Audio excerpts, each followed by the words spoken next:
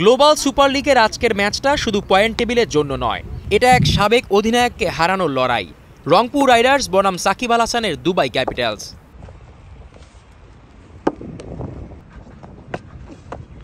Global super লিগে দুই দল মুখোমুখি হচ্ছে আজ রাত ৮টায়। আর এই ম্যাচের আগে রংপুর রাইডার্সের প্রস্তুতি ছিল চোখে পড়ার মতো। নেট প্র্যাকটিসে ব্যাটিং বোলিং একেবারে সিরিয়াস মনোভাব। মাঠে নামার আগেই যেন সাকিবকে হারানোর মানসিকতা তৈরি করে ফেলেছে তারা। কারণটাও পরিষ্কার, এই সাকিবে একসময় ছিলেন রংপুরের নেতৃত্বে।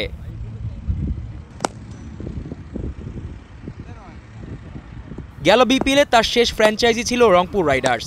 এমনকি গ্লোবাল সুপার লিগের শুরুতেও সাকিবকে নিয়েই ভাবছিল রংপুর।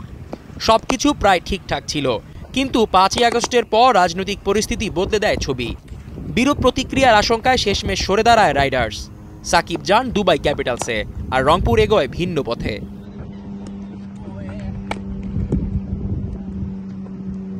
তবে আজ সেই সাকিবকে প্রতিপক্ষ হিসেবে পাচ্ছে রাইডার্স। ফলে ম্যাচটা হয়ে উঠছে ব্যক্তিগত। পুরনো অধিনায়কের বিপক্ষে বর্তমান দলের জবাব দেওয়ার মঞ্চ। রংপুরের দলটাও এখন পুরোদস্তর ছন্দে, ২ ম্যাচে ২ জয়। ফাইনাল নিশ্চিত করতে হলে জিততে হবে আজ, সেটাও আবার সাকিবের বিপক্ষে। তাদের ব্যাটিং বোলিং ইউনিট দেখেই বোঝা যায় তারা স্রেফ ম্যাচ খেলতে নয়, জিততে এসেছে। আজকের রাতটা তাই কেবল একটা ম্যাচ নয়, এটা রংপুর বনাম সাকিব, একটা বন্ধ হওয়া অধ্যায়ের টেনশন ফেলে আসা লড়াই। জিসান আহমেদ, কালের কণ্ঠ।